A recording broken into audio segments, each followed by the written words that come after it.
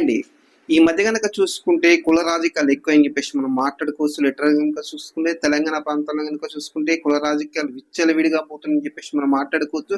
రీసెంట్‌గా గనక చూసుకుంటే జస్ట్ మీరు అనుకున్న లిటరల్ గనక 100% కరెక్ట్. నేను మాట్లాడేది 100% తీన్మార్ మల్లన్న గురించే.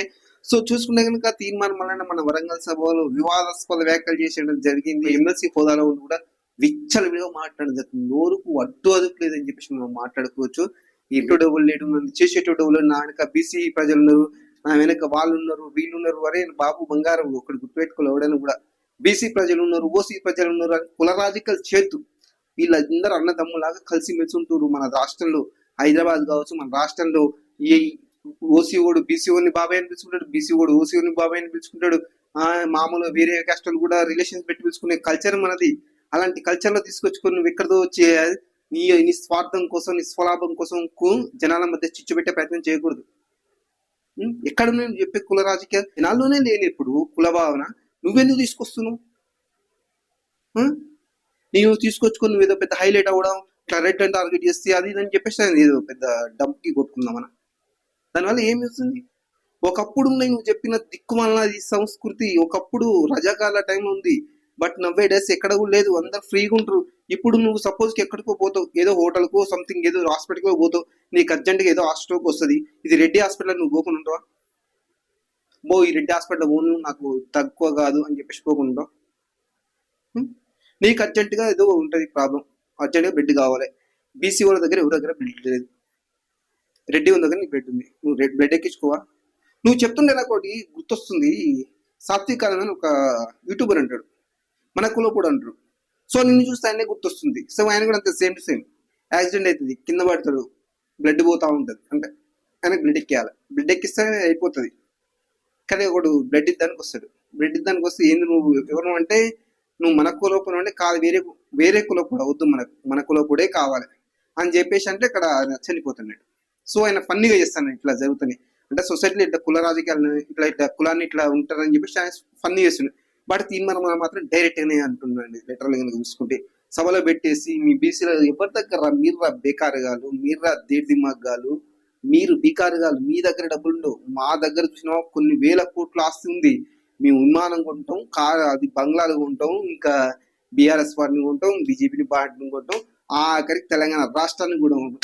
ఇంత కొందరికి డబ్బులున్న తీన్మార్ మల్లన్న పేద బీసీలు కావచ్చు, పేద ఆర్థికంగా వెనుకబడిన వాళ్ళకి ఏ ఒక్కరికి ఎంతమందికి సాయం చేసి ఏ ఒక్కరికైనా సాయం చేసిన దాఖలనే అది శాత కాదు. మంది కేవలం ఏమనంటే రెడ్లను టార్గెట్ చేయాలి, రేవంత్ రెడ్డిని తిట్టాలి, వాళ్ళని తిట్టాలి. నీకు తిట్టాలనిపిస్తే రేవంత్ రెడ్డిని తిట్టు, ఉత్తమ్ కుమార్ రెడ్డిని తిట్టు, ఎవరినైనా తిట్టుకోను ఉండు. నీకు సొసైటీలో ఉన్న రెడ్ల గురించి ఎందుకు? ఎవడైనా నీ సొసైటీలో ఉన్న రెడ్లు కావచ్చు, ఇంక వేరే ఓసీలు కావచ్చు, ఇంక వేరే నేను ఏమన్నారు? కుల రాజకీయాలు చేత అసలు లిటరల్గా చెప్తున్నాను నేను. రాజకీయ నాయకుడు అనేటోడికి ఎవరికైనా కూడా ఎమ్మెల్యే కావచ్చు, ఎంపీ కావచ్చు, సర్పంచ్ కావచ్చు, జెడ్పీటీసీ కావచ్చు, ఎంపీటీసీ కావచ్చు, ఎవరికైనా కావచ్చు, అన్ని క్యాస్ట్ అన్ని కమ్యూనిటీలో ఓట్లు పడితేనే నువ్వు ఎమ్మెల్యే కావచ్చు, ఎంపీ కావచ్చు, ఈవెన్ సర్పంచ్ కూడా కావాలన్నా కూడా అన్ని వర్గాల ఓట్లు పడితేనే సర్పంచ్ కావచ్చు, ఎంపీటీసీ కావచ్చు, ఈవెన్ వార్డు మెంబర్ కావాలన్నా కూడా అన్ని క్యాస్ట్ సంబంధించిన ఓట్లు పడితేనే అన్ని రకాలుగా అవుతారు.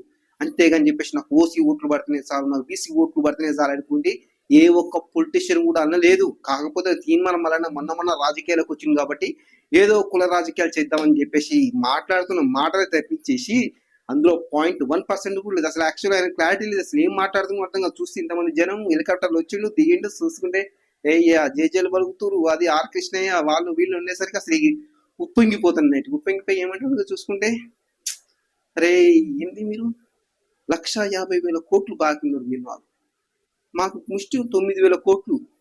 ఎవడంటే వాడిని డైరెక్ట్ అను ఇట్లా ఇంది పరిస్థితి అని చెప్పేసి రెడ్లను అందరిని టార్గెట్ చేస్తాం, వాళ్ళని టార్గెట్ చేస్తాం, ఒక్కొక్క కమ్యూనిటీని తిట్టేస్తా అంటే మాత్రం ఎవ్వడు ఊకోడు. అయితే ఇక్కడ హైలైట్ విషయం ఏంటంటే దీని గురించి అరవింద్ రెడ్డి అనే అడ్వకేటు కేసు కూడా ఫైల్ చేయడం జరిగింది తీన్మార్ మల్లన్నకు. సో దీని గురించి పోలీసులు జోక్యం చేసుకుని అంటే డైరెక్ట్ పోయి కోర్టులో కూడా పిటిషన్ దాఖలు చేసారు. మరి దీని గురించి కూడా కోర్టు చాలా సీరియస్ ఉందని చెప్పేసి మనకు వస్తున్న వార్తలు. సో చూద్దాం మరి ముందు రోజులు ఇలాంటి కుల రాజకీయాలు చేసే వాళ్ళని శాశ్వతంగా రాజకీయాల నుంచి బహిష్కరించాలని చెప్పేసి నా వ్యక్తిగత అభిప్రాయం. 100% ఇలాంటి కుల రాజకీయాలు చేసి అన్నదమ్ముల్లాగా ఆప్యాయంగా కలిసిమెలిసి ఉండే ఎస్సీ కావచ్చు, ఎస్టీ కావచ్చు, బీసీ కావచ్చు, ఓసీ కావచ్చు, ఈ కులాల మధ్య చిచ్చు పెట్టే ఇలాంటి చీడ పురుగు లాంటి వాళ్ళపై చర్యలు తీసుకుంటేనే రేపొద్దున మన భారతదేశం కావచ్చు, మన తెలంగాణ రాష్ట్రం కావచ్చు బాగుపడుతుంది. ఓకేనా? ఇది నా వ్యక్తిగత అభిప్రాయం. సో ఇక్కడ మళ్ళీ నేను ఉద్దేశం చెప్పాలని కాదు. సో ఇన్ని రోజు ఎందుకు మాట్లాడేదంటే, సో ఎవరు కూడా ఇంత దరిద్రంగా ఇంత కులాల చిచ్చు పెట్టే మాటలు కానీ, ఇంత వల్గర్ కానీ ఎవరు కూడా తిట్టలేదు. ఏమంటుండే ఇంకా చూసుకుంటే రెడ్డిలందరూ మా బీసీలో ఉచ్చదాగాలని చెప్పేసి కూడా చాలా చాలా కూడా వల్గర్ గా మాట్లాడడం జరుగుతుంది. దీన్ని ఓసీ వాళ్ళు ఖండించడం కాదు, మీ బీసీ వాళ్ళే ఖండిస్తారు. లిటరల్ గా నువ్వు మాట్లాడుతుంటే, నువ్వు బీసీ ఉద్యమం అని చెప్పి చేస్తున్న ఉద్యమం ఉందా, సో దానికి సంబంధించిన చాలా వరకు ఖండిస్తారు లిటరల్ గా నువ్వు మాట్లాడుతుంటే.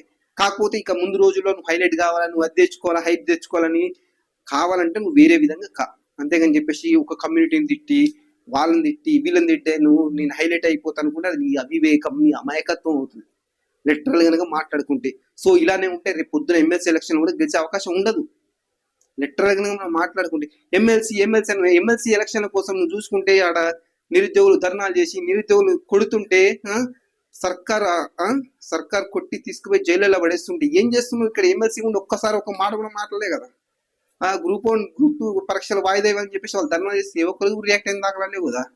G.O. 29 రద్దు చేయమంటే ఏ ఒక్క రోజు రియాక్ట్ అయిన దాఖలాలేవు కదా. మరి నేను ఎమ్మెల్సీ చేసింది ఎవరు? అదే గ్రాడ్యుయేట్స్ కదా, అదే ఉస్మానియా క్యాంపస్ వాళ్ళు, అదే చాలా మంది కూడా నేను చేసిరు కదా. మరి వాళ్ళ గురించి నువ్వు మాట్లాడలేదు, వాళ్ళ గురించి మాట్లాడదులేసి నువ్వు బీసీ ఉద్యమం అని చెప్పేసి నీకు అసలు సంబంధించింది కూడా కాదు యాక్చువల్. అంటే నువ్వు ఎమ్మెల్సీ అంటే ఇది, నువ్వు ఒక గ్రాడ్యుయేట్ వేసి నువ్వు ఎమ్మెల్సీ అయినావు. సో ఆ గ్రాడ్యుయేట్ సంబంధించి ఏ ఒక్క దాంట్లో కూడా పార్టిసిపేట్ చేసిన దాఖలాలు వాళ్ళ కోసం నువ్వు 4 అనే దాఖలాలు 0.1% కూడా లేవు. అవన్నీ వదిలేసేసి మళ్ళీ బీసీ ఉద్యమం చేసి కొత్త నినాదం ముందు పెట్టుకొని వచ్చేసి వీళ్ళకి నిరుద్యోగులకు ఎంత అన్యాయం చేసినా, వాళ్ళకు ఉద్యోగాలు లేకపోయినా ఏం వేసినా కూడా మాట్లాడలేదు. లెటర్ ఇప్పుడు చూసుకుంటే మళ్ళీ కొత్త నినాదం తీసుకొచ్చుకుని మా బీసీలు దాచుకుంటే అది చేస్తాం ఇది చేస్తాం అని చెప్పేసి అసలు అక్కడ ఆయన గెలిచిన ఎమ్మెల్సీకి ఇక్కడ మాట్లాడుతున్న మాటకు సంబంధం లేదు. సో మరి దీని గురించి మరి ఇంకా ముందు రోజులు ఏం జరుగుతుందో మనం వేచి చూడాలి. సో ఇంకా ముందు కనుక చూసుకుంటే మరి నెక్స్ట్ మరి ఎమ్మెల్సీ ఎలక్షన్ లో మరి తీర్మానం పరిస్థితి ఎలా ఉందో కూడా చాలా మందికి అర్థం కాని పరిస్థితి. ఓకే, చూద్దాం మరి ఏమైందో వేచి చూడాలి. Okay, thank you.